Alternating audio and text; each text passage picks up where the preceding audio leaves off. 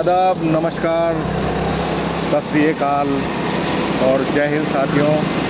आज आपके सामने एक बहुत ही अहम और एक ऐसे मसले पर आपसे बात करने के लिए मैं आया हूँ। देखिए, ऐसा मसला है जिससे हिंदुस्तान की गरीबी आवाम को एकदम से नाकारा साबित करने की सरकारी जो हरकतें हैं, सरकारें जो मनमानी करती है, गरीबों को और गरीबी की तरफ धकेलने का काम करती है। यहाँ तक कि गरीबों को सिर्फ फाइनेंशियली नुकसान नहीं दिया जा रहा, गरीबों का ऐसा हाल सरकार ने कर दिया है कि ना वो जीने के हैं और ना ही वो मरने के हैं। हाल ही में उड़ीसा में एक मामला सामने आया है। वहाँ पर एक शख्स जो अपनी बहन के साथ रहा करता था, उम्र 60 के आसपास उसकी बताते हैं, वो अपनी बहन के साथ रहा करता था, एकदम गरीब और फटे हाल, और तन पर कपड़े ना के बराबर।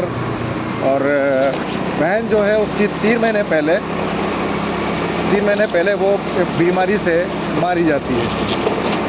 और इसके बाद में वो जो बहन के आसरे पर था, वो गरीब आदमी, उस गरीब आदमी का कोई भी अब सहारा नहीं था, ना उसने शादी की, ना उसके बच्चे हैं, और वो बिल्कुल एक सड़क पर, जिसको बोलते हैं कि रोड पर आ गया, वो उस हालत में आ गया। अब देखते हैं,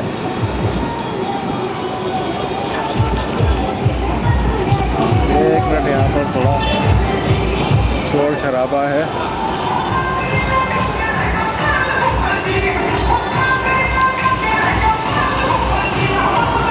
तो होता क्या है कि उस बहन के अकाउंट में 19,300 रुपये होते हैं, जिसका इसको पता होता है, इस शख्स को, जो उसका भाई था, उसको पता था कि उसकी बहन के अकाउंट में 19,300 थे। 19,300 आप अमीरों के लिए, आप पेशेवर लोगों के लिए, और हिंदुस्तान की आवाम के लिए, और हिंदुस्तान की तमाम सरकारों की, चाहे वो स्टेट गवर्नमेंट हो, चाहे वो सेंट्रल गवर्नमेंट हो, इनकी सत्ताधीशों के और ब्यूरोक्रेट्स के पास में अगर कोई 19,000 की बात करते हैं तो 19,000 तो वो एक दिन में कमाया करते हैं। उस शख्स ने सोचा कि मैं बैंक जाकर अपनी बहन का जो पैसा है उसको मैं निकलवा लेता हूँ। अब होता क्या है, वो बैंक में जाता है, बैंक में उसको जैसे तैसे करके टाल दिया जाता है कि जाओ, यहाँ पर आपका काम होने वाला नहीं है, आप अपनी बहन को बुला कर लाओ। तो वो वापस चला जाता है। ऐसा उसको कई बार बैंक में जाने के बाद में उसको यही जवाब मिलता है कि बाद में आना, या अपनी बहन को लेके आना, उसके साइन की ज़रूरत है, उसके अंगूठे की ज़रूरत है, और तुम कौन हो, तुम भाई हो, तुम्हें पैसा नहीं मिलेगा। उसने कहा कि भाई, मेरी बहन मारी जा चुकी है और उसको मरे हुए 3 महीने हो गए हैं, और एकमात्र मैं उसका जो नॉमिनी हूँ, मैं हूँ, और उसके पैसे को मैं अपने जो है काम में लेना चाहता हूँ। अब होता क्या है कि बैंक वाले बोलते हैं कि भाई, बैंक में उसका जो फॉर्म भरते टाइम एक नॉमिनी का जो फॉर्म होता है, उन्होंने उसको चेक किया अकाउंट्स में, तो पता चलता है कि वहाँ पर किसी भी नॉमिनी का नाम, क्योंकि वो गरीब आदमी है, उनको क्या पता कौन नॉमिनी, उनको कुछ भी पता नहीं था। अब होता क्या है कि बैंक वालों ने उसे फिर वापस लौटा दिया। वो शख्स इतना परेशान हो चुका था कि उसने जो उसकी बहन को दफन किया हुआ था, उस बहन की लाश को कब्र से निकाला, और 3 महीने में जैसी भी उसकी कंडीशन थी, वो वैसे भी पतली दुबली और बिल्कुल ढांचा थी, और मरने के बाद में 3 महीने तक कब्र में उसकी और भी हालत ख़राब हो गई थी। और उसने जैसे तैसे करके उसको अपने कंधे पर उठाया, और कंधे पर उठाने के बाद में वो पैदल बैंक की तरफ पड़ गया। बैंक जाने के बाद में वहाँ पर सुरक्षाकर्मी ने रोका उसको, और वहाँ पर जब एक लाश को जब एक शख्स लेकर आया तो वहाँ पर थोड़ा अजीबोगरीब माहौल हो गया। अब होता क्या है कि वहाँ पर पुलिस को बुलाया जाता है, बैंक ने पुलिस को बुला लिया, पुलिस महकमा वहाँ पर आ गया, लेकिन उसका वो जो काम था वो बैंक ने मना कर दिया कि भाई आपकी बहन का कोई भी नॉमिनी नहीं था। उसके अकाउंट में जो नॉमिनी का एक फॉर्म होता है उसमें किसी का जिक्र नहीं था, तो आपको ये पैसे हम दे नहीं सकते। अब होता क्या है, उसको फिर से वापस लौटा दिया जाता है, और बैंक के कुछ ऑफिसर्स और पुलिस वालों ने उससे बात की कि भाई तुम्हें वो पैसे जैसे तैसे करके हम लौटा देंगे, आप परेशान मत हो, इसको दोबारा से दफना दो। फिर उसने अपनी बहन को जिस कब्र से निकाला था उस कब्र में उसने वापस उसको दफनाने का काम किया। आप समझ सकते हैं कि देश की जो स्थिति है, देश का जो कानून है, देश का जो माहौल है वो कितना पेचीदा है, कितना मुश्किलों भरा हुआ है, और गरीबों के लिए कितना मुश्किल कुशा है। आप समझ सकते हैं कि लोग कितना परेशान हैं, लोगों की क्या मनस्थिति है, और लोग कितना सरकारों से आजिज़ आ चुके हैं। ये एक ऐसा मामला है जो सामने आ चुका है, और कई मामले जो सामने नहीं आते हैं तो उनका तो पता भी नहीं चलता है।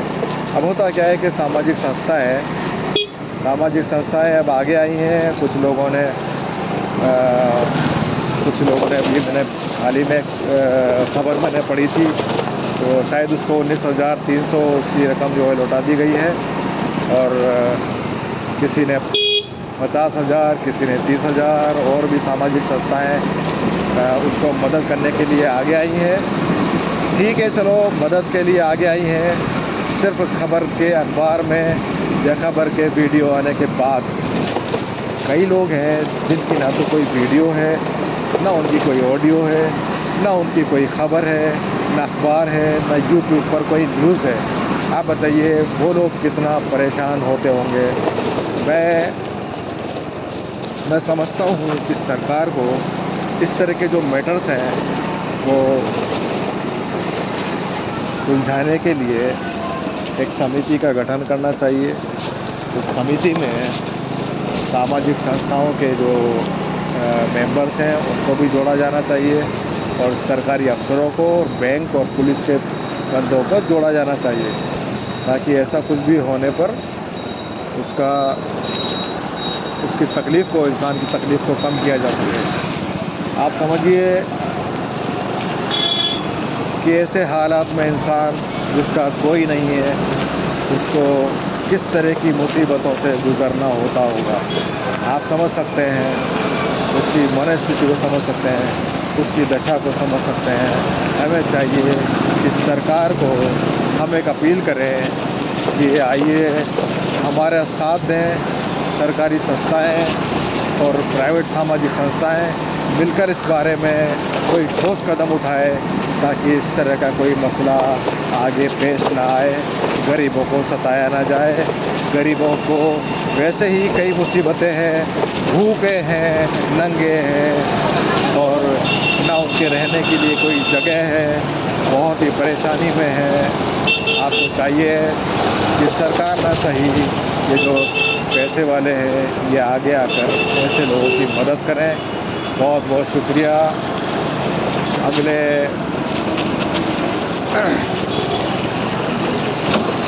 वीडियो में आपके सामने फिर से हाजिर होऊंगा एक नया मसला लेकर, एक नई प्रॉब्लम के बारे में बात करने के लिए। बहुत बहुत शुक्रिया, बहुत बहुत शुक्रिया, बहुत बहुत शुक्रिया। चैनल को सब्सक्राइब करें। अगर फेसबुक पेज है तो पेज को लाइक करें और सब्सक्राइब करें, पेज को फॉलो करें, और यूट्यूब वाले मेरे बंदे हैं इसको शेयर ज़रूर करें, ताकि इस वीडियो को ज़्यादा से ज़्यादा लोग देख सकें। बहुत बहुत शुक्रिया, बहुत बहुत